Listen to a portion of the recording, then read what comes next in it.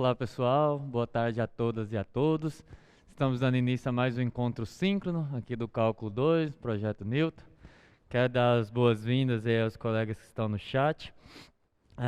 E pessoal, eu vou insistir, alguns colegas às vezes, talvez vocês usam o Zoom, né, em outras aulas, em outras reuniões, mas eu vou pedir que sempre que vocês forem entrar no projeto, que vocês se identifiquem. Isso é só mesmo porque não estava acontecendo, mas hoje eu percebi que um colega não colocou o nome. Isso é inclusive para preservar não só a aula, como, dar uma certa privacidade para os colegas, tá, pessoal? Então, quando são nomes da lista de alunos, a gente sabe que são alunos matriculados, mas vou pedir que vocês tomem esse cuidado, sem querer ser muito repetitivo, mas já sendo, tá? Boas-vindas aos colegas que estão aqui no auditório. O nosso encontro síncrono de hoje é um encontro síncrono de exercícios, né, e dúvidas. Vou dar algumas dicas, tentar resolver alguns exemplos, tá? Sobre a resolução da lista e outras atividades que vocês têm que fazer. Também estou aberto para perguntas, se os colegas no chat tiverem alguma dúvida, alguma coisa que ficou solta aí. Bem, vocês tiveram aí 3 dias para estudar, né, resolver alguns exercícios. Espero que vocês tenham aproveitado bem o tempo e dado uma adiantada, revisada, a depender de como vocês estão com o conteúdo, tá? Vou vir rapidinho aqui no Moodle, só lembrando que vocês já está disponível, né, a lista de exercícios. Hoje eu vou dar uma leve comentada em relação a ela com vocês. Também já está disponível o estudo dirigido, isso já tem algum tempo, né, desde a segunda-feira. Desde o estudo dirigido do ciclo 2, aí eu vi que aparentemente já deu uma normalizada, né, todos os colegas conseguiram acessar, não tivemos tantos problemas técnicos. Espero que o mesmo aconteça, então, se vocês conseguirem finalizar, lembrando que a atividade, que é a atividade da monitoria, ela logo vai entrar, tá, pessoal? Ela tá provavelmente ainda hoje, quando terminar a aula, um pouquinho mais tarde, provavelmente vai estar disponível a próxima atividade. Natureza é a mesma, uma série de questões desse tipo mais de execução, né? Que é calcule isso, faça aquilo, mais para a prática do cálculo, né? A prática da conta. E vai ter uma lista nesse sentido, para vocês discutirem com os monitores nos plantões ou na sessão de monitoria. Alguma pergunta até aí? Deixa eu dar uma olhada, tem algum comentário ali no Zoom? Tem que chegar mais perto para eu ler. Por favor, professor, a tela está muito ruim, não está dando para ler, tá? Espera aí, deixa eu... Talvez... pode ser uma questão de conexão, tá? Mas eu vou deixar... Vou compartilhar aqui de novo. Bem, o mais importante, eu estou na página do Moodle, que vocês já conhecem aqui, mas é importante que, bem, eu vou dar uma lida na lista com vocês. Seria importante que todos estivessem conseguindo ler. Aí tem que ver se é o problema de conexão, um caso pontual, né, conexão de um dos colegas, ou se é em todos. Então, deixa eu ver, ela tá dando para ler mais ou menos? Bem, eu vou pedir, para a gente conseguir andar, eu vou pedir que os colegas acessem a lista, eu vou ler por aí, mas se vocês tiverem a lista à mão, acho que fica um pouco mais fácil, tá? Caso seja muito difícil de acompanhar pela leitura. Mas eu vou ler, eu vou colocar no quadro, então acho que vai ficar mais simples. Na verdade, bem, eu não vou resolver a lista, é aquela mesma ideia da outra aula de exercício, mas eu vou tentar comentar algumas coisas. Em relação à primeira questão, eu acho que essa eu insisti bastante na aula da segunda-feira, que haveria uma questão desse tipo. Eu vou fazer um exemplo. O que eu falei com vocês, né? Vamos dar uma recapitulada lá da segunda-feira, aquela aula densa pra caramba, né?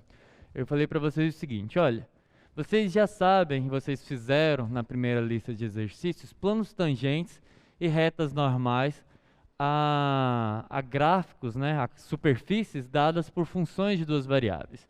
Então, se você pega, por exemplo, uma função f de x, y como sendo, sei lá, e elevado a x mais xy, só essa daqui, por exemplo, se observa que vocês já sabem calcular plano tangente e reta normal em certos pontos dessa função, né? Por exemplo, só recapitulando bem rapidinho, se você escolher o ponto xy, x0, y0, que é o ponto 1 e 1, tá? Esse ponto aqui, bem, nesse ponto a função assume qual valor? F de 1, na verdade vou escolher 0, tá? Só para ficar o número bonitinho. No 0, 1, essa função fica e elevado a 0 mais 0 vezes 1, essa função dá 1, tá? Exponencial, qualquer número elevado a 0, qualquer número diferente de 0 elevado a 0 dá 1. Então essa função é 1 nesse ponto. E aí, para calcular, bem, calcular plano tangente e reta normal, nesse ponto, qual que é o ponto, né? Quando você desenha o gráfico dessa função, é um gráfico que mora ali no R3, tá? Bem, não é assim o desenho, obviamente, mas só para ilustrar. Então, quando eu escolho lá o ponto 0,1, ele é um ponto dessa superfície e onde por ele passa um plano tangente, tá? Então, você tem... E aí, para definir esse plano tangente, o que você precisa é do vetor normal e analogamente a reta normal a ele. E aí eu disse que o vetor normal era o vetor derivada parcial de f em relação a x, derivada parcial de f em relação a y e menos 1. Por quê? Porque esse gráfico é dado por uma função, ou seja, o z, ele é dado em função de x e y. Todo ponto do espaço pode ser visto como uma tripla x, y, z, tá? E aí, nesse caso, onde o z é uma variável do x, y, o vetor normal é esse. E aí, para escrever o plano tangente, você usa a equação, você pode usar, por exemplo, a equação vetorial. Você pega o n e multiplica por x menos x0, y menos y0 e z menos quem? F de x0, y0, tá? Porque nesse caso a função é dada por uma função. Então f x0, y0, isso é só uma das formas de escrever. Provavelmente vocês escreveram da forma mais imediata, né? Você escreve z igual a derivada parcial de f em relação a x no ponto, que é o ponto 0,1, que multiplica o x menos o x0, bem, o x0 é 0, né? Então, que multiplica o x, mais a derivada parcial de f em relação ao y, isso aqui é um x, tá, pessoal? Em relação ao y, também no 0,1. Agora, multiplicando o y menos o y0 é 1. E aí, mais f de x0, y0. Quando você aplica aqui x0, y0, bem, e elevado a 0, já está feito aqui, né? E elevado a 0, 1, 0 vezes, então, só apenas 1, tá? E aí fica esse gráfico, você calcula as derivadas parciais, pode deixar um pouquinho aí no quadro, para os colegas do chat. Derivadas parciais, bem, em relação ao x, pode vir para cá. A derivada de f em relação ao x vai ficar exponencial a derivada dela mesma.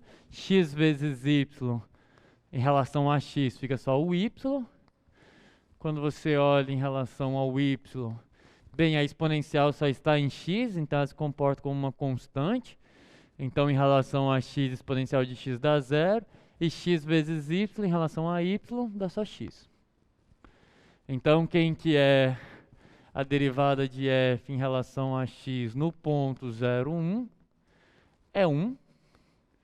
E a derivada parcial do f em relação ao y no 0,1 é 0. tá? E aí você tem a equação do seu plano, que é z igual a derivada de x em relação a... Então vai ficar 0 vezes x, mais derivada em relação a y01, que é 1. Então mais 1, y menos 1, mais 1. Isso vai dar z igual a y, né? Porque menos 1 mais 1, então z igual a y. Isso é um plano, o a e o d é 0 e o b igual a 1. Então eu tenho uma equação do plano aqui. Bem, então vamos lá, que isso é muito importante, eu reforço isso, pessoal, porque na prova esses erros acontecem demais, tá? Eu quero muito que vocês não façam isso na prova. Isso é quando é em relação a uma função. Agora observem que isso aqui vocês já fizeram na lista 2. Agora vocês têm uma coisa, volta lá na lista, por favor. Vocês vão observar que, olha, você tem o x, o y e o z numa equação onde você não consegue colocar nenhum em função das outras. Bem, alguém pode falar assim, né? Não, professor, dá sim, aplica a função arco ali. Tá, tem, mas não é esse o objetivo, tá? Pode ser que na prova você não consiga de forma alguma. Existe, talvez o x e o y ali você conseguiria via função arco, né? Subtrai x quadrado, z quadrado, divide por z, aplica o arco seno. Mas dá muito mais trabalho fazer isso do que simplesmente encontrar o gradiente da expressão, tá? Então a minha dica é, dá para fazer pelo arco? Dá. Mas não faça pelo arco não, porque pode ser que na prova seja uma que você não sabe inverter ou que nem seja possível de fato. Então, vamos fazer essa daqui. Essa daqui é mais difícil, porque de fato quando você olha para ela, não, essa daqui eu acho que eu não consigo mesmo isolar nem um x, nem um y, nem um z, né? Tem um log que você teria que aplicar, mas você não consegue tirar ele daqui depois, então não dá para isolar ninguém. Então pensa, tenha isso em mente. É diferente, observa. Aqui você tem o z igual a alguém, porque é uma função, alguém que depende de x e y, esse é o vetor normal. Quando você está assim, talvez depois que você começar a praticar, você vai ver que é até mais fácil. Por que você vai fazer? Nesse caso específico, eu vou vir direto para esse quadro aqui, porque eu não gosto de escrever muito ali embaixo, tá? Então, quando, aqui no quadro 3, e elevado a z mais y mais e elevado a x mais y mais z mais xyz igual a 1. Bem, vamos escolher um ponto que está aí, tá? Um ponto que é fácil ver que ele pertence a essa superfície. É o ponto x0, y0, z0 igual a 1. Que é o que geralmente acontece nesse tipo de questão, tá? Geralmente esse tipo de questão ele te dá uma equação em duas variáveis, em três variáveis, né? E ele te dá um ponto que pertence. Você observa que... Pensa uma coisa e escreve outra. Você observa que se você colocar 0, 0, 0 aqui, dá 1, né? Bem, 0 mais 0 mais 0 dá 0, e elevado a 0 é 1, produto de 0 vezes 0 vezes 0, 0.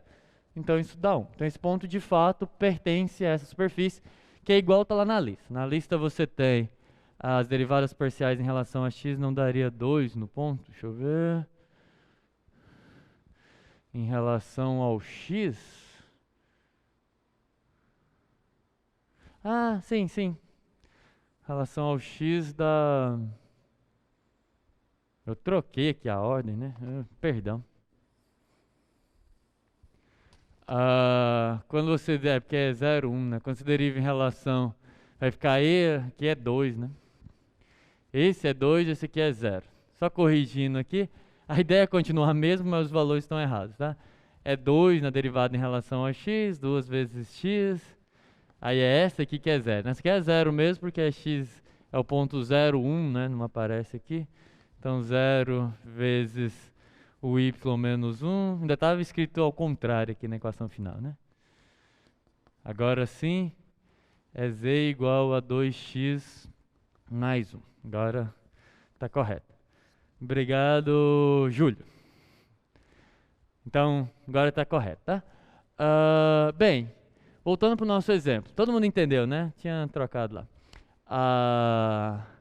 Agora, quando você olha para esse exemplo, que é o exemplo que você não consegue colocar ninguém em função das outras variáveis, você vai usar o teorema, aquilo que eu fiz na segunda-feira, que é basicamente o teorema da função implícita.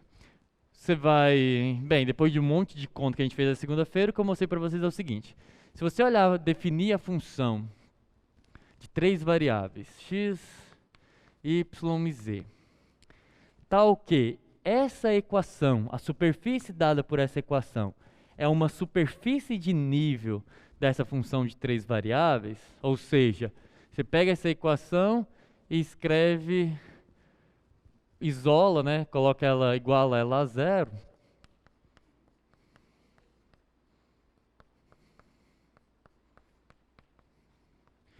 O que vai acontecer nesse caso?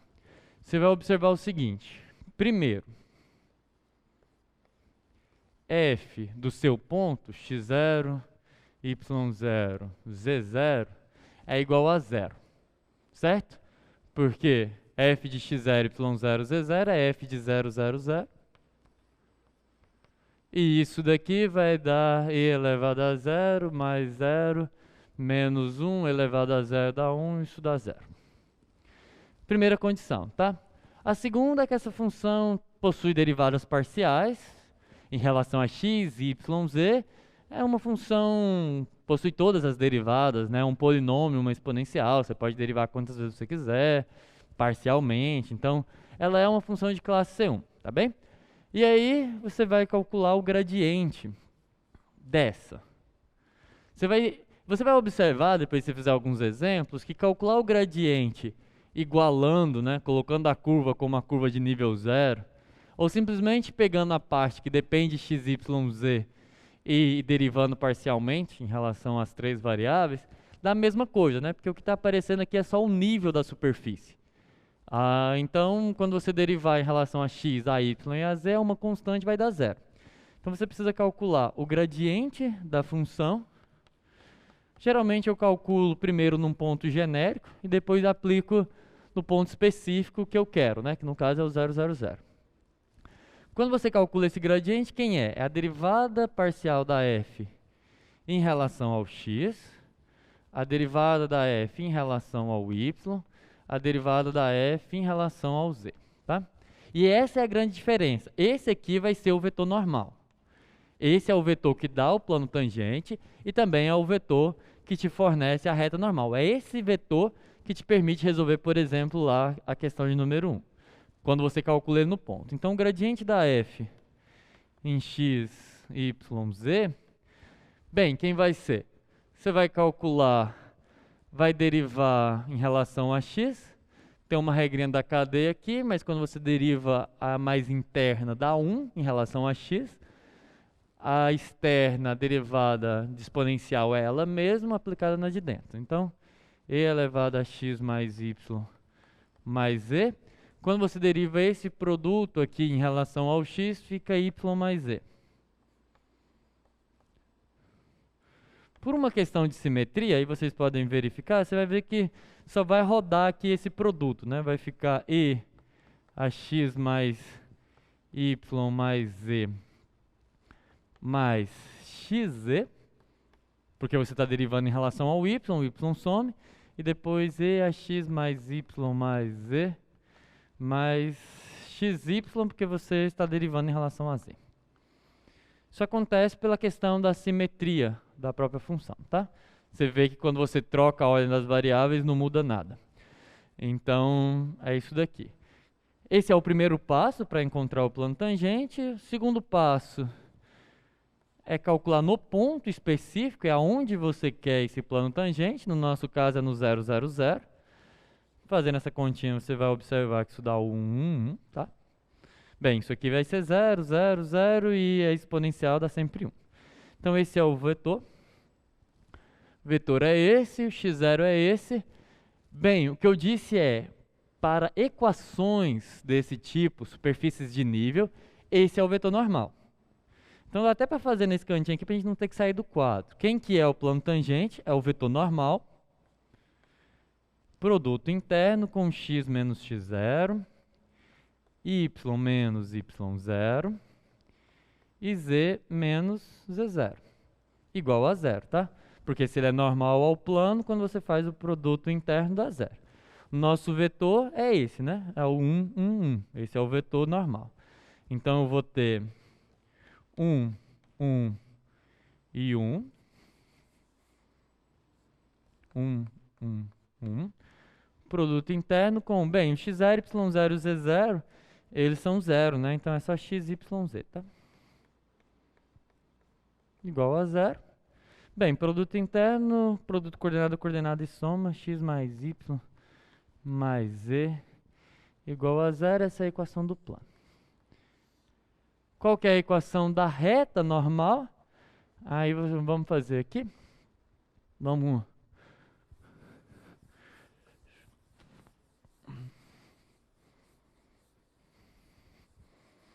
Bem, a reta normal é aquela... Você pode escolher duas formas, né? A forma paramétrica, que é x igual a x0 mais um t ou um lambda, a sua escolha de parâmetros. Eu geralmente coloco lambda vezes o... Bem, eu tenho um vetor normal, né? Vamos escrever o vetor normal aqui. Se o vetor normal é o vetor A, B e C, caso mais geral, tá? Então vai ser lambda A. O y vai ficar o y0 mais lambda B. E o z igual ao z0 mais o lambda vezes c, tá? No nosso caso, se transforma em... O nosso x0 é 0, então vai ficar 0 lambda a, e o nosso vetor é o vetor 1, 1 e 1. Então vai ficar só x igual a lambda, y igual a lambda e z igual a lambda. Porque todos os x0, y0 e z0 são iguais a 0 e o a, o b e o c no nosso caso é igual a 1. Se voltar lá na lista, volta lá na lista por favor, vocês vão perceber o seguinte.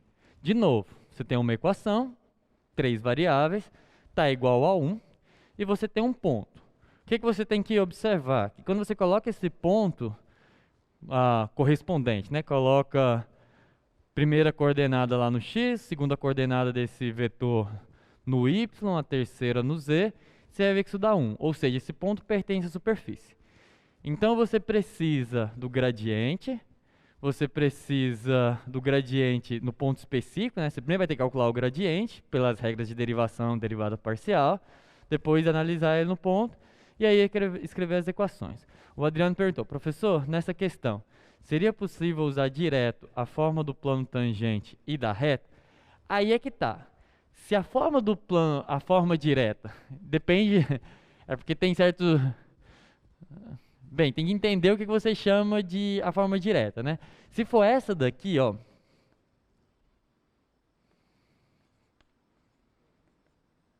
Bem, eu mostrei uma equação do plano para vocês, né? Que é essa daqui. Z igual derivada de f em relação a x menos x0.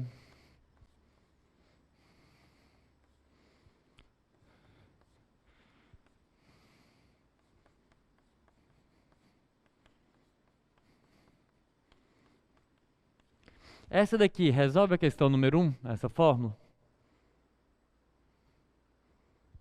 Essa fórmula, alguém? Sim, não, não, né? Ela não resolve. Por que ela não resolve? Porque z, o teorema da função implícita diz o seguinte, eu consigo tirar z em função de x e y, mas ela não diz como, não explica, é um teorema de existência. Existe uma função que faz isso, não dá. Agora, se você pôr a fórmula direta do plano, você está falando dessa daqui, ó. E aí, se vocês preferem equacionar desse jeito, tá correto, tá? Essa daqui funciona.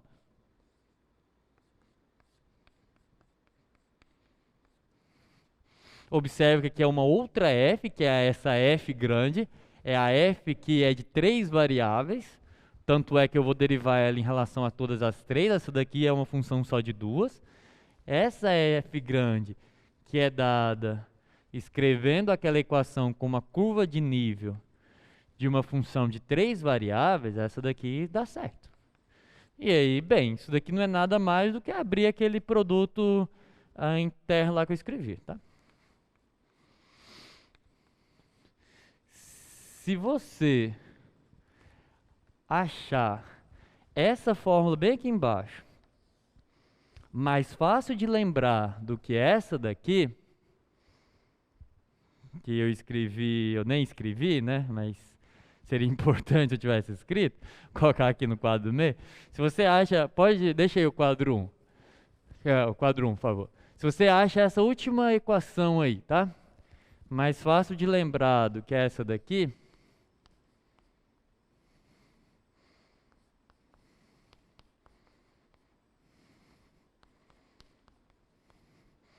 a boa notícia é que você pode usar qualquer uma das duas, tá? Porque é a mesma coisa. Então, você pode usar qualquer uma das duas. Não sei, talvez seja mais fácil. O que você não pode fazer é aqui no quadro 1, trocar essa por essa quando você estiver falando isso. Porque não vai nem dar certo, tá? Uma coisa que você tem que pensar na hora que estiver resolvendo é: bem, eu consigo definir uma f de duas variáveis saindo daqui? Não, eu não consigo isolar essa função. Então, eu tenho que olhar para uma de 3 variáveis. Eu tenho que lembrar exatamente isso daqui, ó, que o gradiente dessa função, o gradiente de uma função, ele é perpendicular às suas curvas de nível, e no caso de funções de 3 variáveis, às superfícies de nível. E aí a mesma coisa, tá, Adriano? Para a equação do plano, você também tem uma fórmula fechadinha. Você pode escrever simplesmente assim.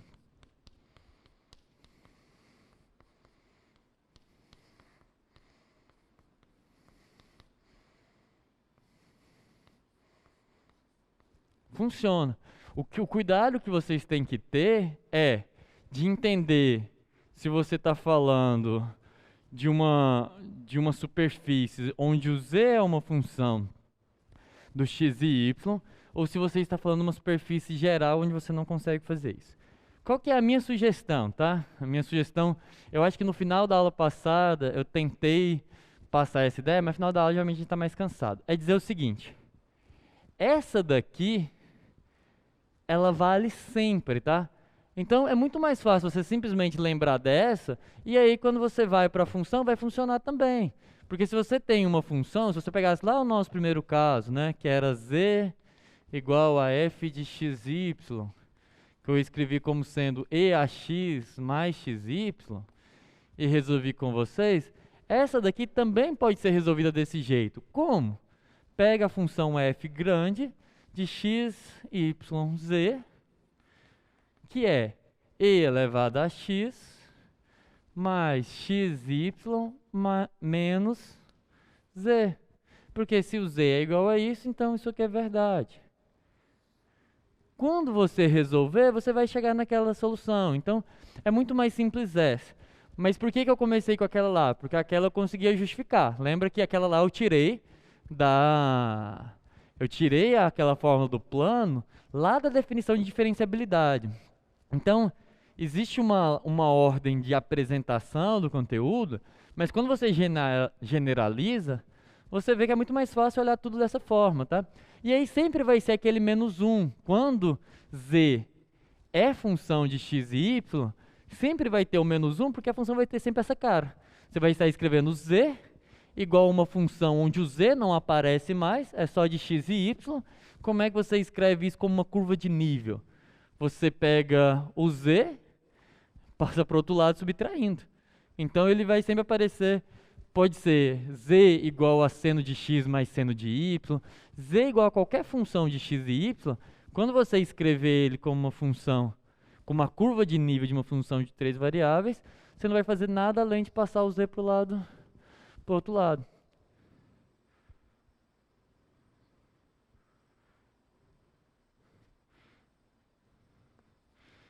Ah, tá. Tava aparecendo um C, né? Isso é um E, pessoal. É exponencial, tá? E aí, bem, quando você passar para o lado de cá, você sempre vai estar na situação em que a derivada parcial da f grande em relação ao z dá menos 1. Ficou claro, Adriano? Tá bem. Então, todo mundo consegue alguma dúvida ainda em relação a pegar uma superfície e calcular plano tangente, reta normal? Acho que não, né? Questão número 1 tá tranquila. No chat, alguma dúvida? Todo mundo conseguiu pegar a ideia? Tá bem. Vamos avançar um pouquinho, né? Imagino que Os mais difíceis estão mais para frente, né? A2. A2 é legal, pessoal. Ó, considera, de novo, ter uma função, 3 variáveis, quer dizer, tem uma equação em 3 variáveis, e eu quero, na prática, usar o teorema da função implícita para garantir a existência de uma função de x e y que satisfaz a essa equação, tá? É o teorema da função implícita. Quando ele diz o seguinte, ó, considere a equação xyz mais seno de xyz igual a 3 mais π sobre 6. E o ponto π, meio e 1/3 que satisfaz essa equação. Então é um ponto sobre a superfície. Mostre por meio do teorema da função implícita que a equação define uma função só de x e y em uma vizinhança de π e meio. Observa que é esse ponto aqui, ou seja, as primeiras duas coordenadas desse ponto, e calcule as derivadas parciais. Eu vou retomar com vocês o que diz o teorema da função implícita. O teorema da função implícita ele diz o seguinte, ó, se eu tenho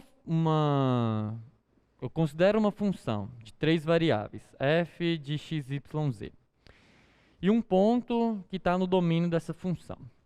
Se essa função é de classe C1, ou seja, ela possui as derivadas parciais, essas derivadas parciais são contínuas. Se além disso, no ponto que você está calculando, ela dá zero, e mais, quando você calcula a derivada em relação a z, derivada parcial da f em relação ao z, isso dá diferente de zero, então você garante a existência dessa função, que é uma função aqui em um aberto do R2, tá?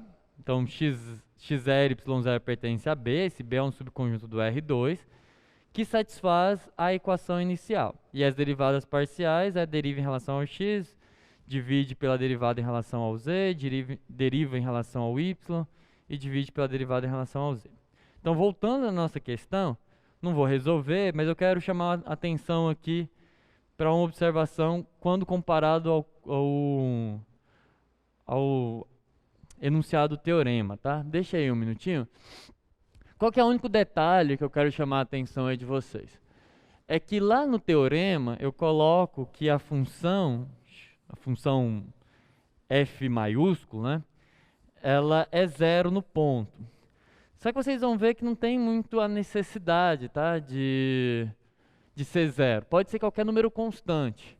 Se você quiser, assim, por preciosismo, sempre colocar bem nas condições que está o teorema, então nesse caso específico, você pode fazer o seguinte, tá? x, y, z mais seno. Vou usar esse exemplo aí mesmo, não vou resolver não, mas eu quero usar para discutir isso. Vou deixar aqui.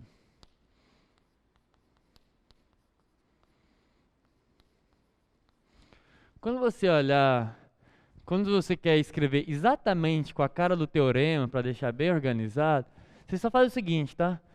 Passa a constante para o lado de lá. Se você quiser, não, eu quero que, para ter certeza que eu acertei, eu quero que seja exatamente da mesma forma que no teorema. Pode passar para cá. Aí se você quer aquelas condições 1, 2 e 3 satisfeitas, assim, bonitinha, você só isola, passa tudo para um lado da equação, tá? E aí vai ficar igualzinho tá lá. Mas não tem necessidade, tá? O teorema vale para qualquer curva de nível, desde que o ponto satisfaça a curva de nível. Nesse caso, superfície de nível, tá? Só chamar a atenção disso. E como vocês trabalham com teoremas, né? Então, a primeira é que você resolve todo o problema só se você quer ficar igualzinho o enunciado. Tá, para você usar um teorema, e é isso que eu queria chamar a atenção, você precisa verificar as suas condições, tá? Então, o que eu quero dizer com isso? Você tem que provar que a função é de classe C1. F é de classe C1. O que isso significa? Significa que ela possui as derivadas parciais. Então, é uma função de 3 variáveis. Então, significa que você consegue calcular esses caras aqui. existe, né? Dá para você determinar quem são. Que é basicamente calcular, né? Quando você calcula, basicamente está dizendo que existe. E todas, bem, são contínuas.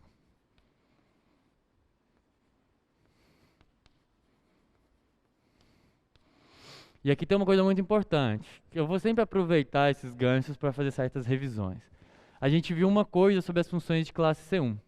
O que foi? Quando eu defini para vocês diferenciabilidade, eu disse o seguinte, olha, uma função é diferenciável se eu consigo calcular aquele limite. Lembra? Tem um limite, lá você pega f, x mais h, y mais 1k, pega no ponto, um limite muito parecido com o da derivada, só que aí aparece um plano lá, a equação de um plano para subtrair. Aquela é a definição, é aquilo que assim que você prova, a princípio. Só que depois eu comentei com vocês o seguinte, olha, existir derivadas parciais, apenas essa condição não é suficiente. Foi assim que eu comecei a aula. Peguei uma lá que possuía as suas derivadas parciais e mostrei, olha, essa daqui não é diferenciável. Só que existe um caso. Quando essas derivadas parciais são contínuas, no ponto onde você está testando a diferenciabilidade, você garante a diferenciabilidade. Então, dizer que essas funções aqui são de classe C1 é basicamente dizer que essa função, em particular, é diferenciável, tá? Tem que testar. Como que eu faço isso, pessoal? Bem, calcular as derivadas parciais acho que é tranquilo, parte mais fácil. A parte da continuidade, que vocês podem argumentar usando um argumento típico do cálculo 2, que é olhar para o cálculo 1, né? Observe que as funções são contínuas, porque cada uma das partes, né, cada uma das parcelas são contínuas. Você vai ter uma coisa que é meio polinomial, contínua. Você pode simplesmente afirmar, tá? E função seno, funções trigonométricas são contínuas.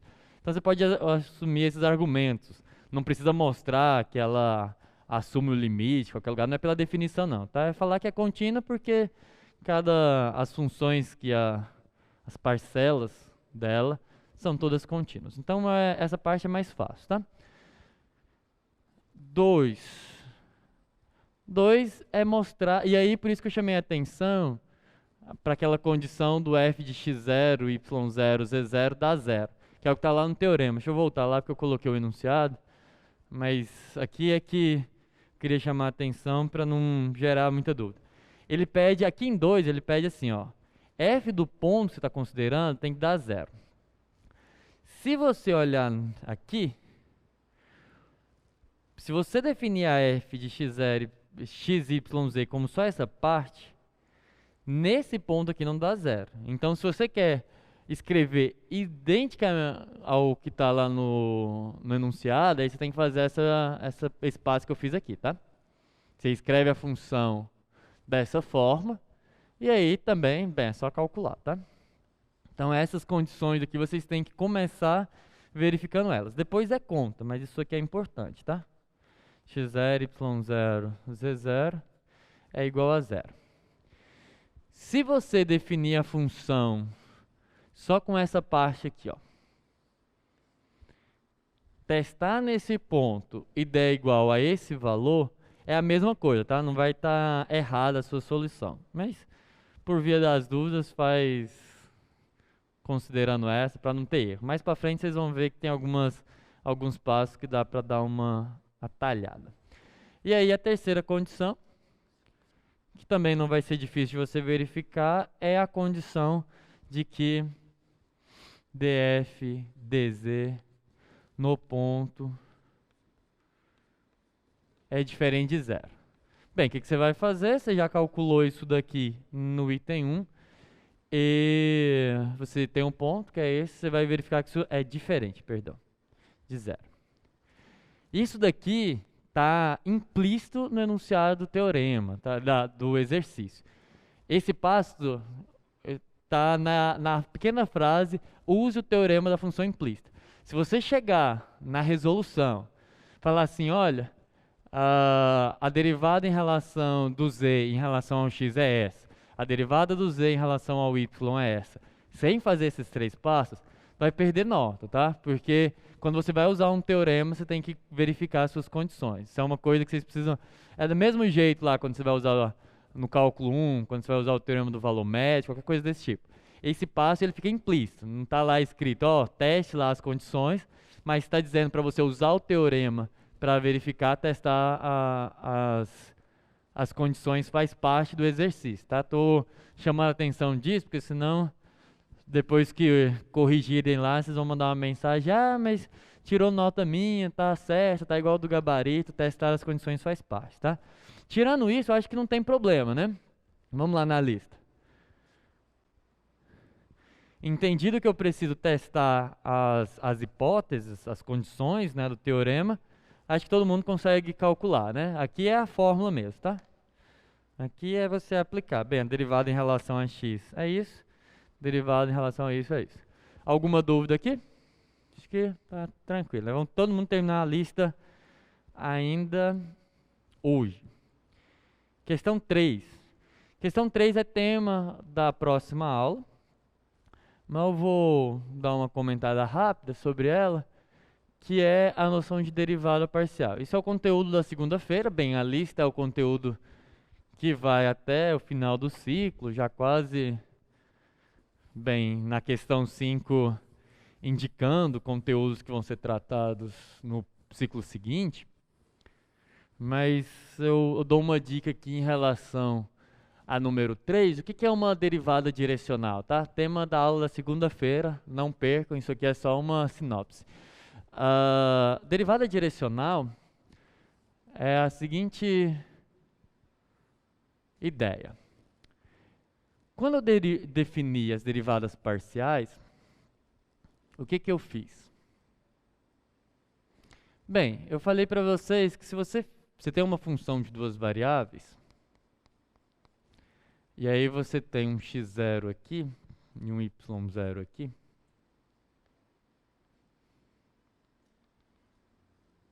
bem, esse ponto, ele é um ponto aqui da função.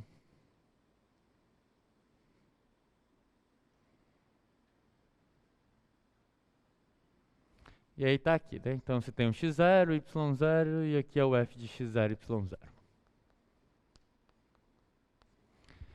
A ideia da derivada parcial é a seguinte, olha, se você fixa o x0, você tem uma curva sobre, você tem uma curva sobre o gráfico da função.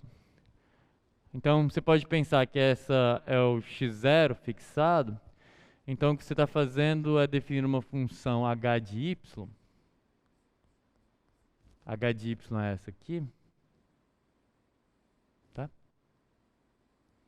E quem que é h de y? H de y é f de x0, y. E aí, a derivada parcial da f em relação ao y, essa função é uma função só de uma variável, vocês sabem derivar ela. Tá bem? E analogamente, quando você fixa o y, isso dá uma outra curva aqui. É uma curva do y0 fixado, então você pode pensar que é um g de x, né? Porque o y está fixado. E aí esse g de y, ele é dado por f, ao contrário, né? G de x, perdão. Esse g de x é dado por f de x e y0. Y0 é uma constante, essa função vira uma função de uma única variável. E a derivada parcial de f, agora em relação ao x, é a derivada da g. E aí, acho que é bem intuitivo. Acho que é bem intuitivo que eu poderia escolher outros caminhos, tá? O que eu fiz? Eu escolhi a direção do eixo x para calcular a derivada parcial em relação a x, que é, se você for parar para pensar, o vetor E1, que é o vetor 1, 0, tá? Esse vetor, ele é o vetor que me fornece a direção do eixo x. E aí, usando esse vetor, eu calculo essa derivada. Ou seja, é a derivada da curva que segue essa direção. Por outro lado, se você olha aqui na direção do h, você tem um vetor E2, que é o vetor 0, 1, que me dá exatamente a direção do eixo y. E nessa direção eu consegui calcular a derivada parcial de f em relação a y. Não tem nenhum empecilho, né, de eu fazer o seguinte: em vez de escolher uma direção canônica aqui, e se eu andasse por uma curva assim, né? O que é essa curva? Essa curva é o que acontece quando, em vez de pegar um eixo paralelo ao eixo x ou paralelo ao eixo y, eu pego uma outra direção aqui, tá? Eu pego uma direção assim, por exemplo. E aí eu olho ela lá em cima, ela se projeta aqui numa curva. E eu também posso, essa é uma função de uma única variável. Como que ela é uma função de uma única variável? Ela é uma função de uma única variável se eu considerar, eu já tenho um h, g, vou considerar uma s, a s de t que é dada da seguinte forma. Bem, se eu tenho uma reta no plano, a essa reta eu consigo associar uma direção, né? Um vetor unitário. Vamos pensar que esse vetor unitário é um vetor u. Vou até escrever assim, tá? Para lembrar lá a notação que eu dei no primeiro ciclo. Ele é um vetor u dado pelas direções AB, por exemplo. Aqui, vai ficar mais claro, eu não vou adiantar teoria, mas eu quero só... Vou supor que essa norma é 1, tá? Igual dos outros dois. E aí na segunda-feira eu justifico para vocês porque esse caso é mais interessante. Mas é só para motivar a construção. Pensa numa S de t, que é dada da seguinte forma. Como que eu considero essa curva sob a direção dada pelo vetor u? Simples.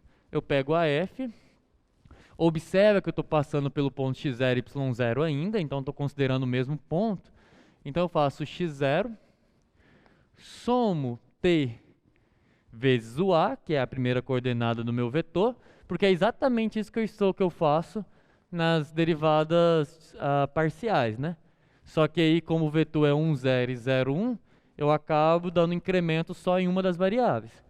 No caso em que o a e o b são os dois diferentes de zero, eu vou acabar dando incremento nas duas entradas, só que a mesmo parâmetro, tá? O que é diferente lá do limite da diferenciabilidade.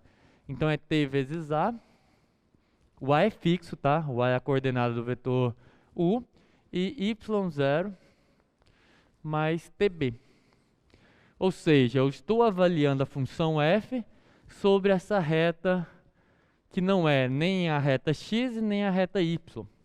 E nem não é paralela nem a reta x nem a reta y. E aí, quando você deriva essa função em relação a t,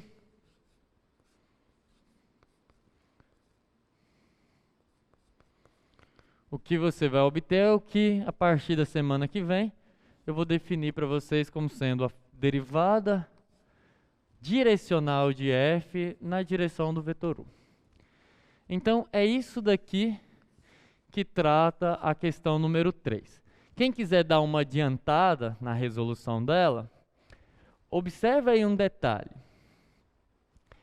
Eu estou dizendo que, ó, na direção do vetor 1, 2. Bem, observa que esse vetor, ele não tem norma 1, tá? Então, em algum momento você vai ter que pensar assim, não, mas se o vetor é o vetor 1, 2, como que eu faço para ele ficar unitário? Porque derivadas direcionais são definidas por vetor unitário. Isso está lá nas notas, tá? Tudo isso eu vou explicar detalhadamente na aula da segunda-feira. Estou adiantando isso só para quem já está pensando em resolver tudo no final de semana. Então, a tentativa passa por aí, tá? E observem que ele deu a equação do plano tangente. Essa questão vocês precisam pensar um pouquinho, porque olha, eu não tenho uma função, eu sei que ela existe, e no ponto 2, 1, o plano tangente é esse. Bem, eu não sei quem é a função, mas eu sei que nesse ponto ela tem esse plano tangente. Se eu conheço o plano tangente, alguém eu conheço. Eu conheço quem que é o vetor normal a essa função.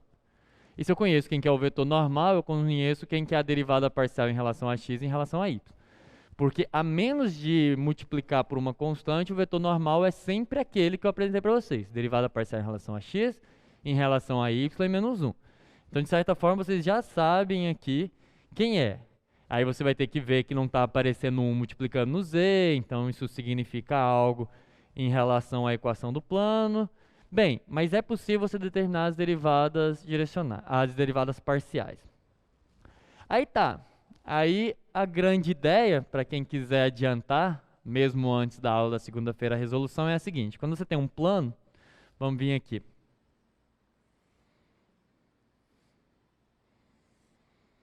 Você tem um plano. Agora você tem um vetor. Você tem um vetor normal, tá?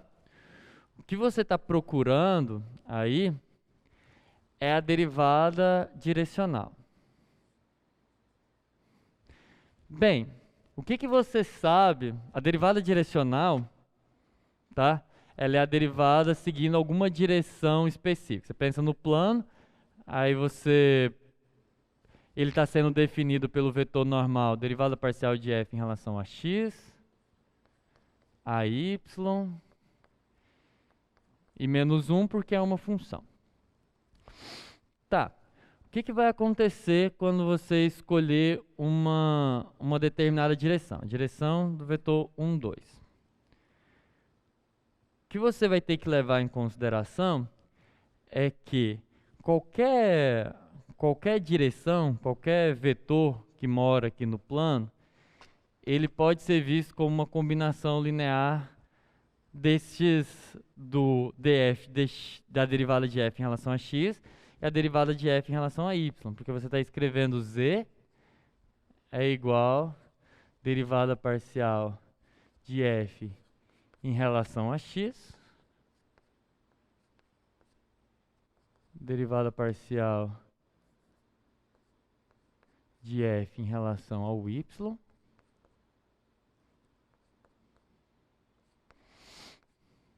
e o f de x0, tá? Então, o que você consegue mostrar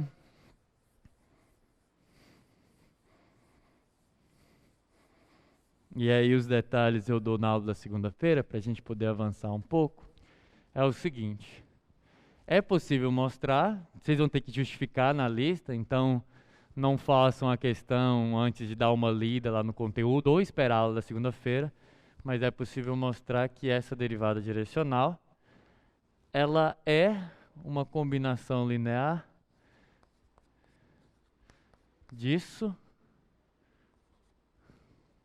Ela é escrita da seguinte forma: derivada parcial de f em relação a x vezes 1a, derivada parcial de f em relação a y vezes b. Quem é a e b? A e b são tais que você escolhe a direção e divide pela norma da direção. Então é assim que calcula, tá?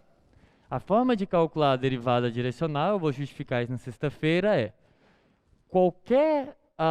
você já tem essas duas derivadas parciais, na direção do x e na direção do y. Qualquer outra é uma combinação dessas duas. Pensa que você está no plano, né? Então, qualquer direção que você escolha, no plano, do mesmo jeito que qualquer ponto no plano você escreve como uma combinação desse vetor com esse, mesma coisa acontece em relação às direções das derivadas. Você escolheu duas, que não é múltiplo uma da outra, então as demais é uma combinação. Então, essa é a forma que eu vou apresentar para vocês na segunda-feira. Eu vou justificar, vou explicar como é que vocês chegam nisso a partir do plano tangente também. Mas para quem quiser ir tentando aí durante o final de semana essa questão, tá aí a 3. Surgiu algumas perguntas. Não consegui achar a função a partir do plano tangente. Aí é que tá.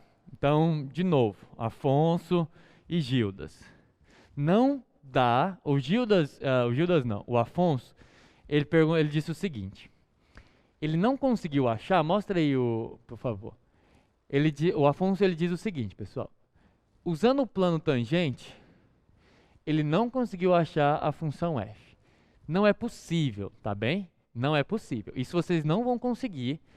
E, dá para escrever o z em função de x e y?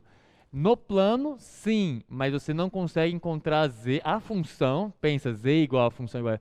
Não dá. Então, é isso, se vocês já estão testando a 3, a minha sugestão é, primeiro, dá uma lida lá nas notas dos professores, mas no final eu falo de derivadas direcionais. E segundo, usa o que eu estou falando agora, tá? Essas dicas de que a derivada direcional, ela vem daqui, tá? Você consegue mostrar isso. Então, se vocês querem adiantar, é isso daqui que vocês precisam entender, tá lá nas notas. E na segunda-feira eu vou explicar detalhadamente como que eu chego aqui, por que que essa fórmula vale, por que que eu tenho que normalizar. Mas só para quem já está tentando fazer essa questão, não perca muito tempo na tentativa de recuperar a função f. Não é possível recuperar ela, mas da equação do plano você consegue recuperar esses caras. Conseguiram entender?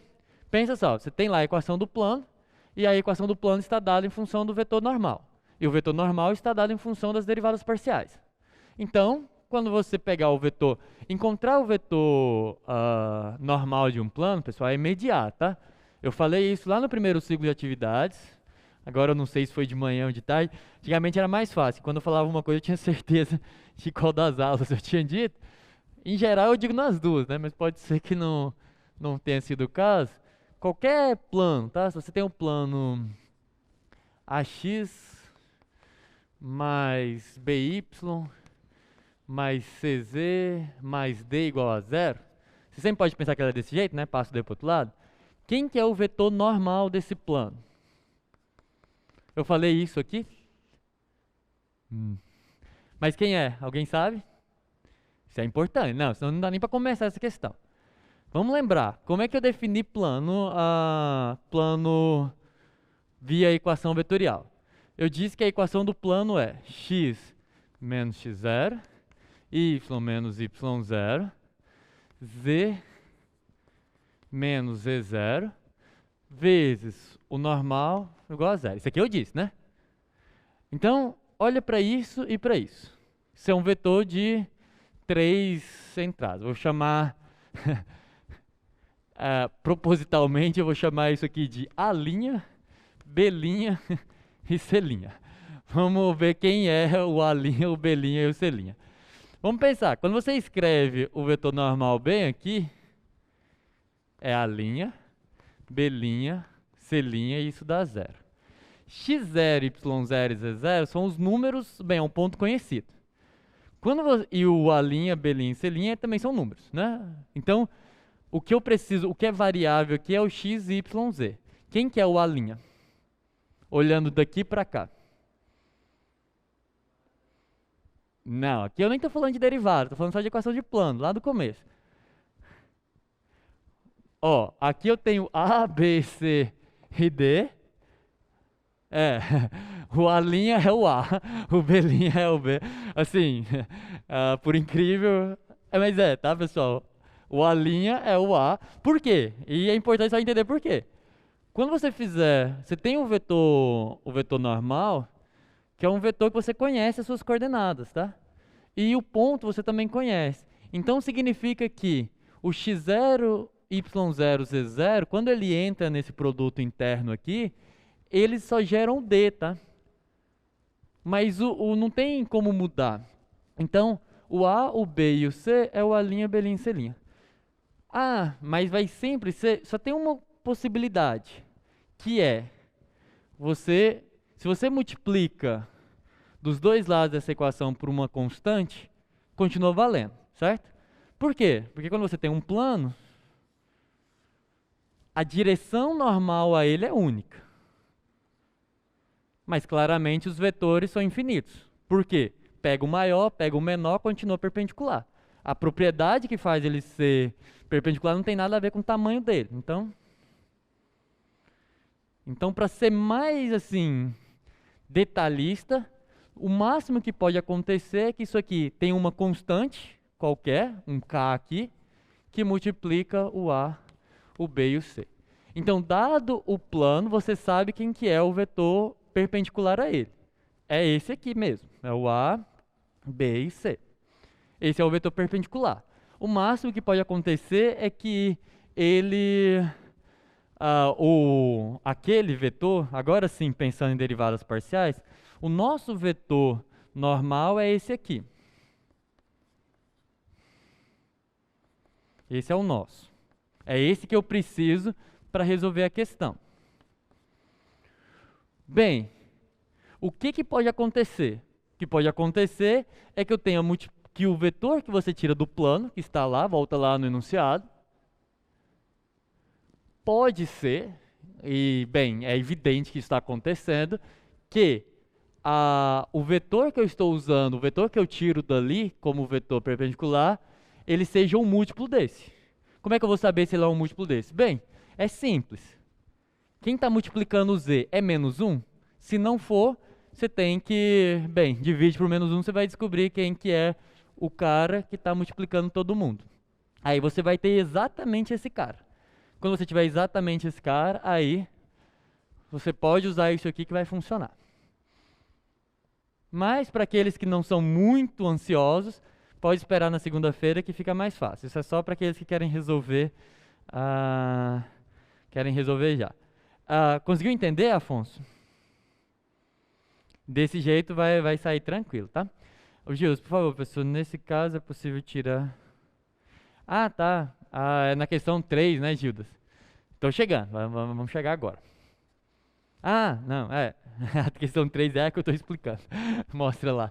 Não dá não, tá, Gildas? Você precisa encontrar mesmo o vetor normal, e usando o vetor normal você vai chegar no direcional. Agora todo mundo entendeu, pelo menos uma linha de como tentar atacar o problema. Vai ficar mais fácil na segunda, tá? Vocês têm que entender que a lista é para pegar o conteúdo todo. Questão 4 aí. Questão 4 é uma versão do cálculo 2 do conceito de taxas relacionadas. Vocês viram taxas relacionadas no cálculo 1? Rapaz, mas eu acho que vocês me enganam demais, porque tudo que eu... Daqui a pouco eu vou apertar assim, vocês viram o teorema fundamental do cálculo em cálculo 1? Aí balança a cabeça, não, tá bom. Eu tô ficando preocupado já. Viram sim, mas bem, não lembro, eu reviso. O que é taxas relacionadas? Taxas relacionadas são problemas que tipicamente envolvem certas aplicações de diferenciabilidade. Vamos pegar um problema típico de taxas relacionadas do cálculo 1, que é o seguinte. Suponho que você tem uma caixa d'água, tá?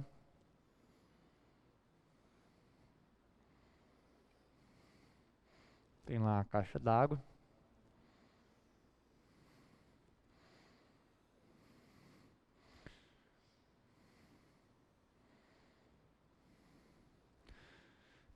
O cubo do professor não ficou muito bom não, mas tem uma caixa d'água, ela tem aqui, bem, a saída de água dela.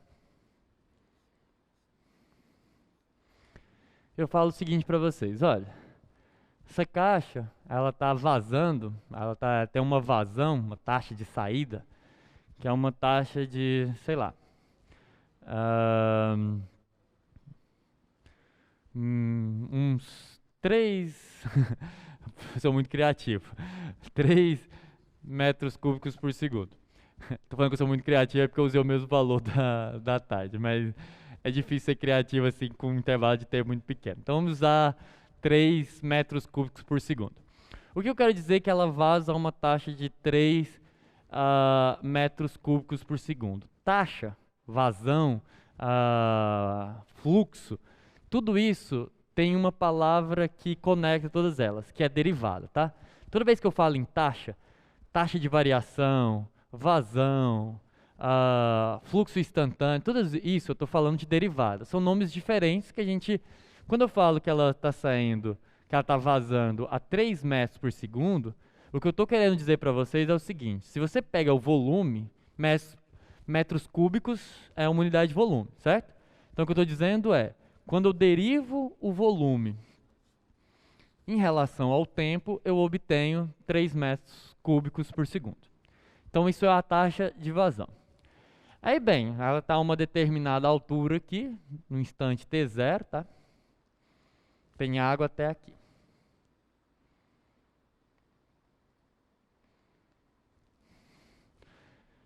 E aí eu pergunto para vocês o seguinte. Bem, com essa vazão de 3 metros por segundo, como que a altura dessa caixa varia? A altura da água, tá? A altura aqui da minha coluna aí de água, tá? Bem, ela vai baixando, né? e tem uma taxa de vazão. Então eu quero saber a que taxa varia a altura. Isso é uma questão típica do conceito de taxas relacionadas. O que eu quero dizer com taxas relacionadas? Todo mundo, obviamente, até porque é um exemplo de fácil visualização, né, uma coisa que não é muito abstrata, todo mundo sabe, nem que seja pelos motivos intuitivos, que a altura está relacionada com a vazão, né? Bem, se tivesse um buraco gigante aqui embaixo, ia baixar muito mais rápido do que se for só um cano lá estreito. Então, é claro que a variação da altura está associada à variação do volume. Bem, e aí é por isso que eu chamo de taxas relacionadas. Como que eu resolvo esse problema? Bem, eu preciso associar a altura com volume. E isso é a coisa mais fácil no caso, ainda mais que é aqui um cubo. Eu preciso dar algumas dimensões, né? Eu vou dizer que essa caixa é uma caixa que tem uma base aqui de 2 por 3, tá? 3 por 4. Então ela tem aqui uma base 3 por 4 metros, né? Só para não ficar tendo problemas com as unidades. E, bem, ela tem uma base aí 3 por 4 e eu quero associar volume com altura. É direto, né? Porque o volume isso aqui é um paralelepípedo, volume de um paralelepípedo é dado largura, comprimento, altura, né? Então, o volume dele é 3 vezes 4 vezes a altura que eu não conheço. Estou falando só da parte de água por enquanto, tá? Não tô, é claro que, bem, desde que essa caixa esteja nivelada, a altura é a mesma em todos os cantos, tá? Tô pensando que é bonitinho, ela não está inclinada não. Então vai ficar isso, esse é o volume de água. Então o volume é 12H. E aí o que é fazer taxas relacionadas? É perceber que se isso é igual, então a derivada disso em relação ao tempo é igual à derivada disso em relação ao tempo, certo? Então eu posso derivar dos dois lados. Não sei qual que é o volume, mas sei que a derivada do volume em relação ao tempo tem que ser a derivada disso em relação ao tempo. Observe que aqui eu tenho altura, não tenho tempo. Então é a derivada em relação ao tempo de 12 vezes h. Quando eu derivo aqui, eu sei quanto que dá, porque essa informação foi dada. Então, 12, porque é uma constante, sai derivada de h em relação ao tempo, é exatamente o que eu estou procurando, né? Então, eu encontrei a derivada dessa. A variação da altura, eu sei. H' é 13 sobre 12, 1/4. E aí as unidades vão ser preservadas, então 1/4 de metro por segundo. Taxas relacionadas. Eu associei duas taxas. Bem, esse é o caso do cálculo 1. Por quê? Porque eu, bem, só tenho variação aí de uma função em relação a uma variável. É uma função de uma variável a valores reais. Agora volta lá no enunciado. No enunciado, tá bem. Se você olhar aí o enunciado, você vai ver que ele está dizendo o seguinte. Eu tenho um triângulo retângulo ABC com ângulo reto no B e medidas 6 e 8. Catetos 6 e 8 no caso, né? Cujas medidas dos lados AB e CD estão variando a uma taxa 2 centímetros por segundo e menos 1 centímetro por segundo, respectivamente. Determine a taxa de variação do ângulo ACB em radiando por segundo. Então vamos para cá. Eu vou dar uma contribuição, porque principalmente para aqueles colegas que realmente não viram taxas relacionadas e estão um pouquinho parados em relação à geometria, uma dicasinha nunca cai mal, né? Então, vamos transformar os dados. Esses problemas são os mais complicados, pessoal, porque você tem que interpretar, você tem que tirar as informações de lá, mas é importante vocês praticarem isso, tá? Principalmente, vai ficar, quando vocês for fazerem disciplinas de física e tudo mais, vocês vão ver que isso vai ajudar bastante a aprender a tirar dados do problema. Você tem um triângulo, vamos relembrando, ele é um triângulo retângulo, A, B e C. Bem, ele disse lá, deixa eu enunciar daí.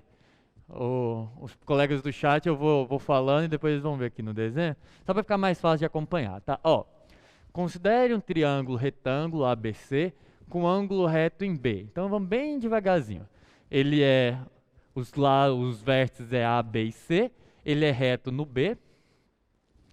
Aí ele diz, ó, o AB vale 6, o CB vale 8, você tem taxas de variação do AB, então vou colocar esse dado aqui, tem em amarelo, no AB é 2 centímetros por segundo, no BC, CB tanto faz, é menos 1 centímetro por segundo, respectivamente. Pronto, e aí o ângulo é o ACB, então só mais essa informação, o ângulo está aqui. Pode voltar para cá. Esse é o ângulo θ. Então eu só coloquei os dados do problema, tá? Vértices A, B e C. O lado AB vale 6. Lado BC vale 8. Taxa de variação aqui é 2 centímetros por segundo. Observa que aqui eu tenho taxa de variação. Isso é derivada de alguém, né? Bem, é a derivada de quem? É a variação do segmento em relação a S. Então, é a variação, é taxa de variação do comprimento em função do tempo. E aqui, comprimento em função do tempo também. E aí, o ângulo θ, ele diz que é ACB. Aquele chapeuzinho indica onde que o ângulo está. Então, aqui está as informações. Consegui transferir para cá. O que ele... E aqui tem uma coisa que é importante para a resolução, que pode causar uma certa... Então, preste bastante atenção. Pode causar uma certa interpretação dual. Eu queria que vocês interpretassem da seguinte forma. Mas se tiver outra interpretação lá na lista, os monitores já estão informados de que pode considerar, não está errado, dado enunciado. Mas o que eu quero é que calcule a taxa enquanto o comprimento é 6 e 8, tá? Isso aqui é como se fosse o instante que eu quero calcular a variação. Porque se vocês pararem para pensar, o que o enunciado está dizendo é o seguinte. Esse segmento está diminuindo de tamanho. Conseguem verificar? Olha, ele está variando a menos 1 centímetro por segundo. Então, bem, esse 8 aqui, vamos dizer que é 8 centímetros, e aqui 6 centímetros. Então, o que eu estou dizendo é, a cada segundo, isso daqui diminui. Bem, a taxa instantânea, né, a taxa nesse instante, é de menos 1 centímetro por segundo, e aqui de 2 centímetros por segundo. Então, não foi dito que a taxa de variação é constante, então não dá para eu dizer que a cada segundo de fato diminui 1, mas significa que nesse momento, nesse exato momento, se você escrevesse uma reta, a reta tangente é aquela y menos x mais o ponto inicial. Então, nesse instante a derivada é menos 1 e nesse instante a derivada é 2. E essa é a interpretação que eu gostaria que vocês tivessem em contrapartida com a outra interpretação, que de certa forma dá margem ao exercício, de achar que essa é a taxa constante, tá? Achar que não, isso aqui é um movimento uniforme, é um movimento onde a velocidade... Não é isso que eu estou dizendo. Porque quando eu falo a taxa, eu estou falando nesse momento, eu não disse que a taxa é constante. Entende que é diferente? Quando você pega uma função, a derivada num ponto é a taxa instantânea. Não precisa ser sempre assim. Essa função que eu desenhei aqui, para cada ponto a taxa varia, porque é a inclinação da reta tangente. Aqui é essa, mas aqui já não vai ser mais. Então eu estou dizendo que nesse instante, no instante em que esse segmento mede 6 e esse segmento mede 8, as taxas são esses valores. E não disse que elas não podem mudar depois, tá?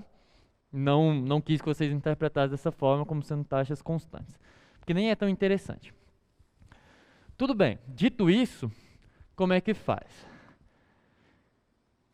Bem, esse segmento está variando, esse segmento está variando, então inevitavelmente o θ está variando, né? Porque se esse diminui e esse aumenta, o θ está aumentando. Pelo menos nesse exato momento, ele está aumentando, porque nesse exato momento esse está diminuindo e esse está aumentando, a tendência do ângulo é de abrir, né? Aumentar. Bem, mas como que eu recupero o ângulo? Existe uma informação sobre esse ângulo que usa os catetos, oposto e adjacente. Qual que é a informação que associa catetos, oposto e adjacente com um determinado ângulo? Aí, bem, como eu disse, né, tem que lembrar algumas coisinhas de matemática elementar. A tangente, né? Tangente de θ é...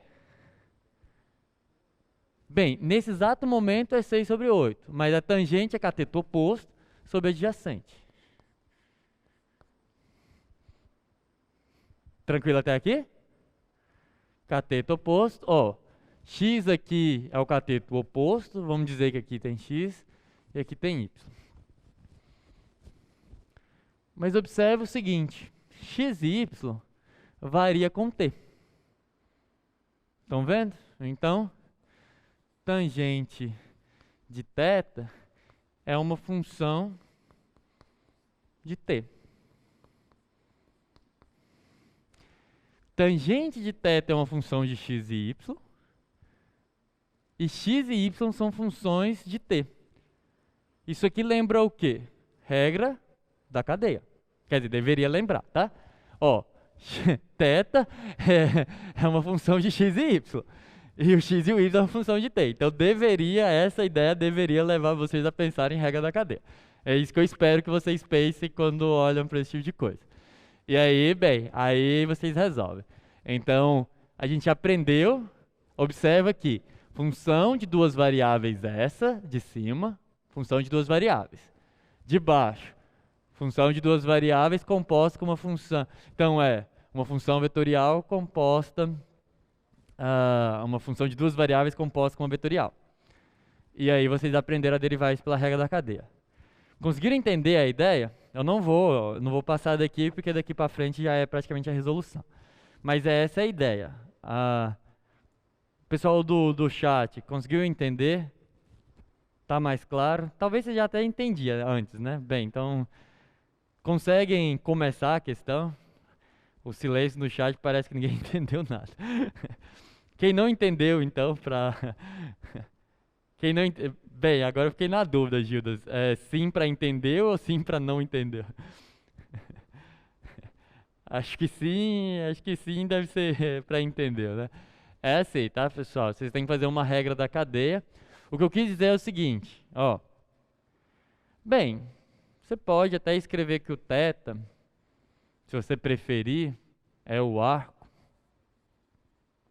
cuja tangente é x sobre y. Se você preferir, pode fazer assim, tá? O que eu quero que vocês entendam é θ é uma função de duas variáveis. Tá óbvio aqui, né? Aqui já era para estar, mas aqui está mais evidente ainda. E você pode usar a função arco, eu estou falando de um triângulo retângulo.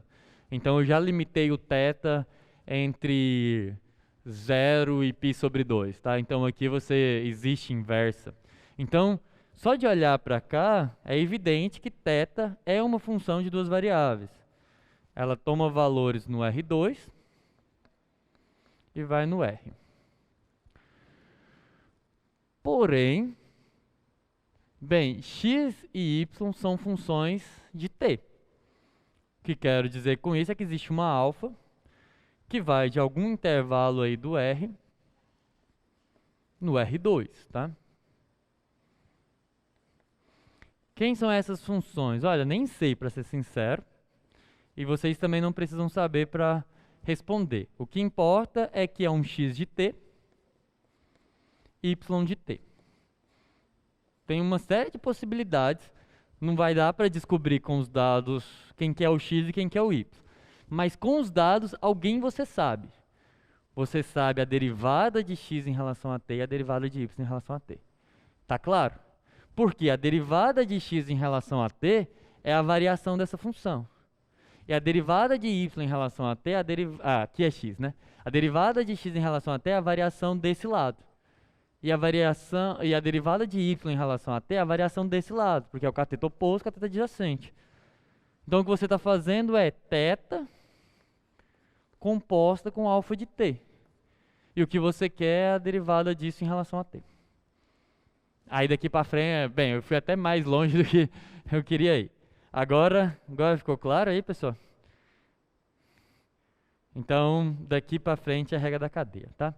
Mas argumentem, tá, pessoal? Tipo, eu já entendi, então só vou calcular que não é essa a ideia. Se vocês só colocarem lá quem que é a derivada, os monitores não vão nem saber se vocês colaram, o que vocês fizeram. Essas dicas, o objetivo é que vocês consigam avançar, né? Porque também, se você pega a questão, não faz nem ideia de como resolve, não é esse o objetivo de lista de exercício. O objetivo da lista de exercício é que direcione vocês para os conteúdos mais importantes, mas que vocês tentem, tá? Então, agora que você entendeu, escreve tudo isso, tá? Não tenham... Eu sei que vocês têm 1 milhão de coisas para fazer, cálculo não é a única disciplina de vocês, como vocês sempre dizem, mas escreve lá, gasta um tempinho, fala assim, não, é por causa disso, por causa daquilo. Expliquem bem, não só para que os monitores saibam que vocês fizeram, mas para vocês fixem esse argumento. Porque se cair uma na prova igual, vocês fizerem, aí gostando ou não de cálculo 2, vocês passam e só sucesso. Por favor, pessoal, então vai ser derivada parcial nisso, né? Vai ser eu gostei da forma que a frase foi elaborada, mas vai aparecer a derivada parcial ali. Mas é isso mesmo, Gildas, vai aparecer as derivadas parciais aqui aplicadas em x e t, tá? Mas é a derivada parcial, sim. Taca a derivada parcial lá que resolve. Por fim, mas não menos importante, a questão 5, pessoal, ela introduz de forma bem tranquila o conteúdo do ciclo de atividades final, que é o ciclo final para a primeira prova, né? O ciclo de atividades 4, que é a parte de otimização. Vou comentar bem brevemente. Esse ano eu vou definir na quarta-feira que vem, mas pontos críticos e o restante é conteúdo da nossa última semana de teoria antes da avaliação. Coisas importantes, né? Tá chegando perto, eu fui pensar que já falta 21 dias para nossa prova. Já tá lá no planner, mas eu sei que por mais que eu tenha insistido, alguns de vocês nunca nem leram o planner. É inevitável, mas eu tento, né? Eu faço a minha parte. Bem, para quem não leu o planner, tem uma coisa lá, tá? A de hoje, há 21 dias, é a nossa primeira avaliação. Então, na semana que vem, na segunda-feira, vou falar de derivadas direcionais e discutir um pouquinho mais sobre o gradiente. Vai entrar esse tema da questão 3, então quem ainda não entendeu vai ficar bem mais claro. Na quarta-feira eu vou falar de derivadas de ordem superior, vai aparecer esse ano, que é o tema dessa questão. Aí na outra semana, que é a primeira semana do ciclo 4 de atividades, a gente vai ter aula sobre otimização. Tem 3 técnicas de otimização para funções de várias variáveis que eu vou apresentar. Obviamente tem várias outras. E aí eu vou falar de ponto crítico, de hertziana, que é isso que essa questão tenta introduzir, multiplicador de Lagrange. E aí na semana mesmo da avaliação, tanto na segunda como na quarta, é revisão, tá?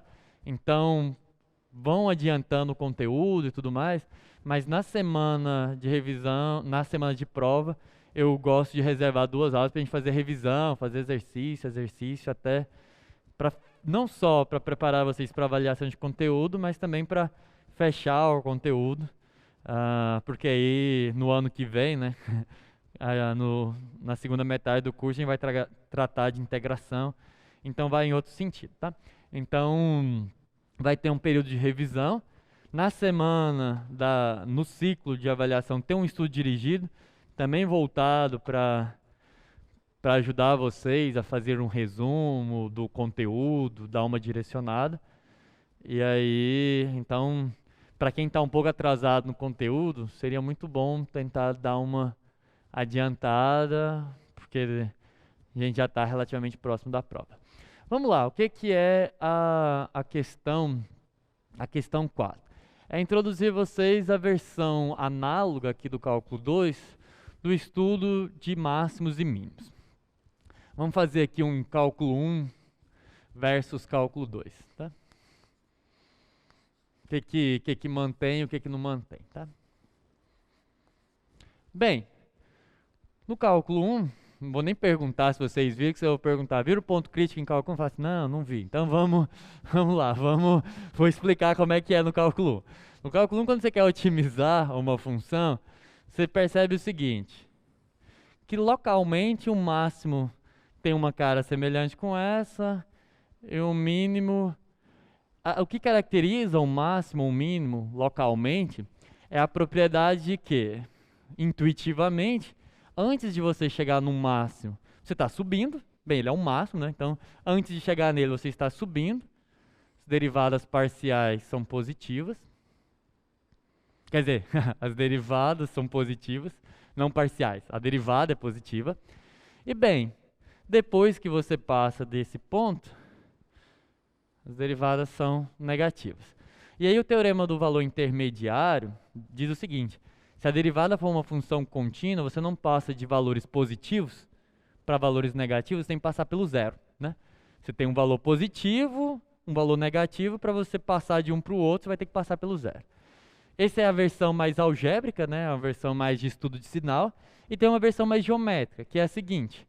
Bem, as retas tangentes antes são inclinadas com inclinação positiva, depois inclinação negativa. Então, é meio natural que se eu venho arrastando aqui, vai ter um ponto onde a derivada ela é horizontal, né? A reta tangente é horizontal. Que é o que caracteriza a derivada ser nula, né?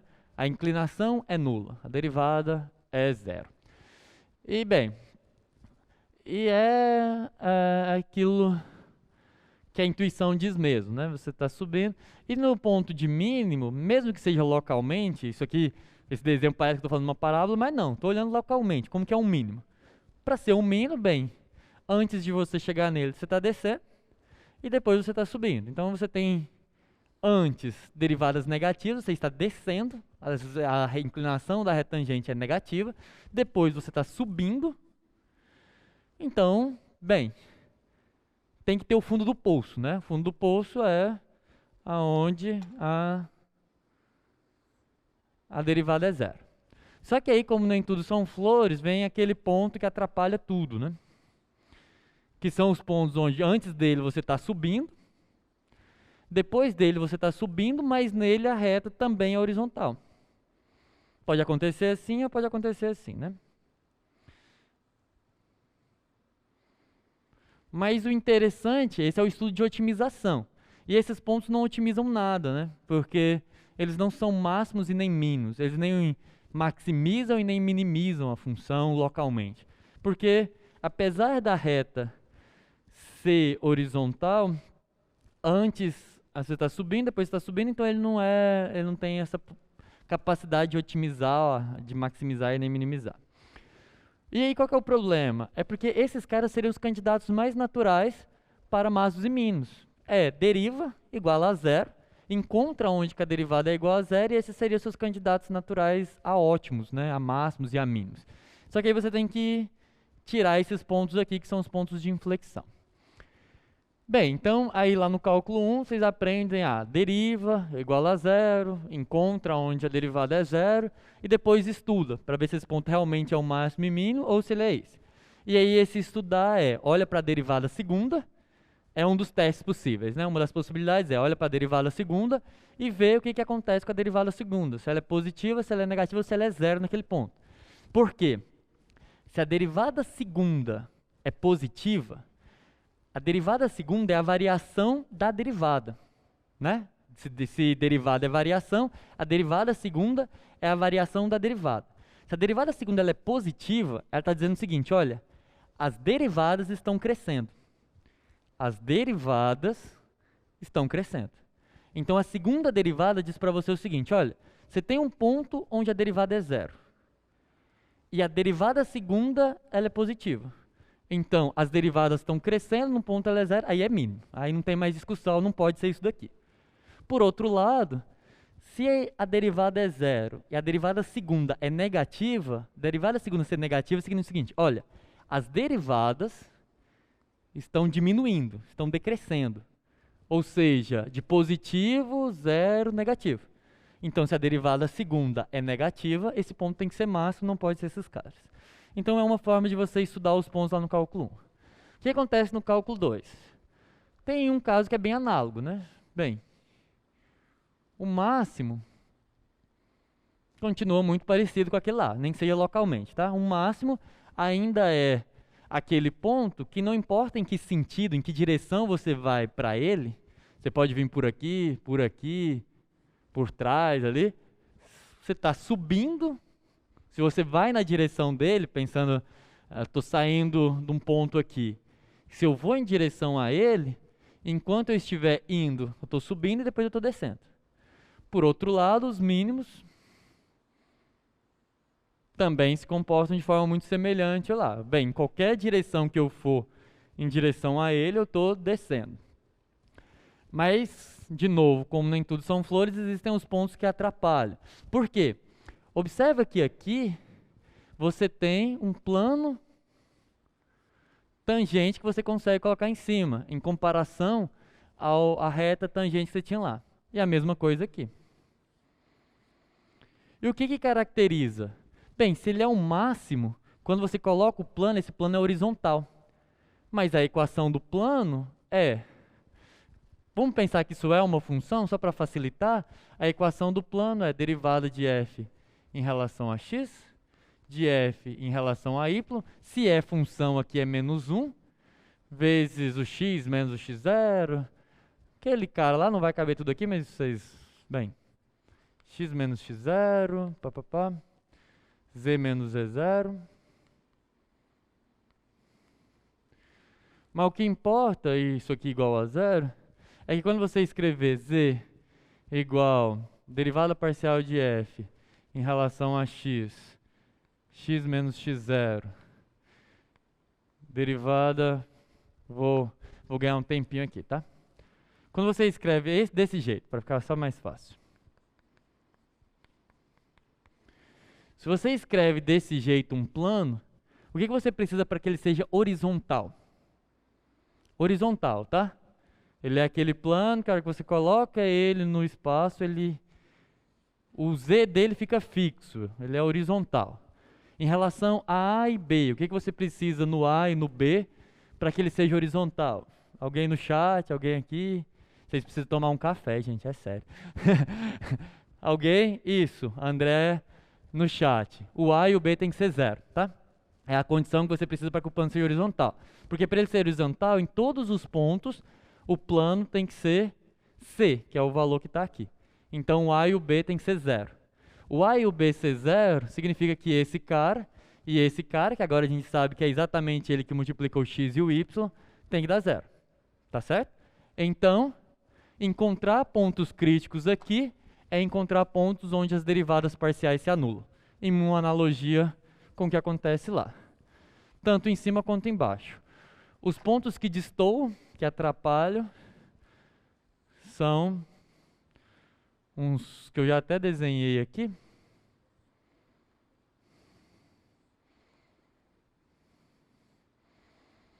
Esses pontos são chamados pontos de Sela, e é óbvio pelo desenho o motivo, tá?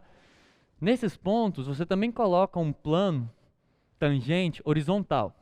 Se você vier aqui, dá para mostrar que o plano que é tangente a esse pontinho aqui, ele é um plano horizontal, derivadas parciais em relação a x e a y nesse ponto dá zero. Mas ele, novamente, não é nem máximo nem mínimo, né? Porque você observa que em relação a esse pedaço aqui, ele seria mínimo, mas em relação a esse aqui, ele seria máximo. Então, ele não é nenhum dos dois. E aí, para você conseguir fazer aquele teste da segunda derivada, aqui é um pouquinho mais complicado, porque são derivadas parciais. O que seria a derivada de ordem segunda? Que é exatamente o conteúdo da próxima aula, que é o que está aparecendo aí, volta lá na questão, que é essa matriz aí, tá? Essa matriz, bem, a gente já viu derivada ser vetor, agora a gente vai ver segunda derivada sendo matriz, tá? Essa matriz aí é como a gente faz para calcular a derivada de segunda ordem. Então a letra A, calcule os pontos x e y do R2, tais que ambas as derivadas parciais de f sejam iguais a zero, é derivar parcialmente a função que foi dada em relação ao x, em relação ao y, igualar a zero e encontrar as soluções, ok? Isso é tranquilo, deriva é um polinômio, não vai usar nada além de um Bhaskarazinho aí para vocês resolverem, tá? Em relação a B, vocês só precisam entender o que são esses símbolos. E vamos aqui. A definição é essa, tá? E aí, na quarta-feira eu vou refazer, vocês têm mais de quase uma semana ainda para entregar a lista. As definições são essas, tá? Se você pega, vou fazer um exemplo bem simples, só para eu conseguir fazer no tempo. X² mais xy mais y². O que é a derivada segunda de f em relação a x? É derivar em relação a x a derivada parcial de f em relação a x. Ou seja, derivar em relação a x, quando você deriva isso daqui em relação a x, você obtém 2x mais y. Quando você deriva de novo, ou seja, essa daqui ainda é uma função de duas variáveis, você pode derivar em relação a x, isso aqui vai dar 2. Em relação ao y análogo, bem, tem uma simetria evidente aqui, vocês vão conseguir mostrar que isso dá 2 também, é imediato.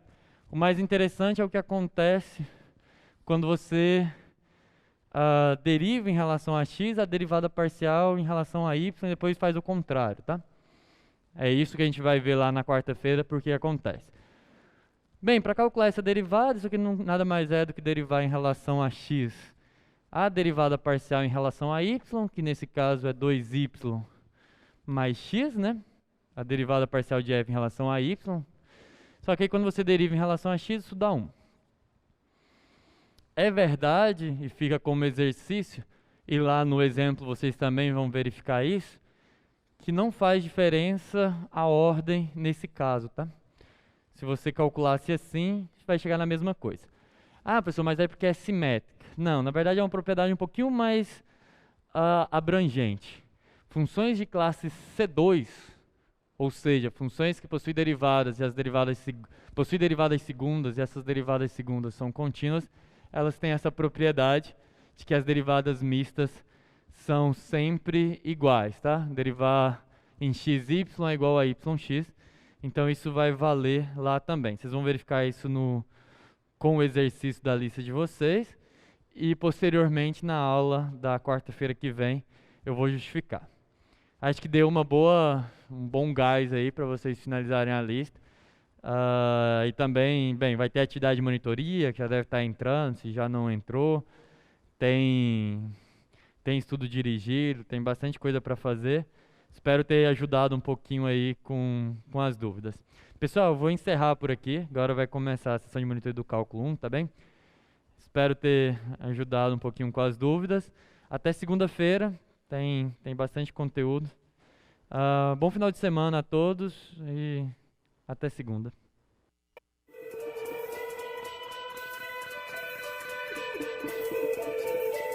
O que você achou da aula de hoje? Ainda ficou com dúvidas?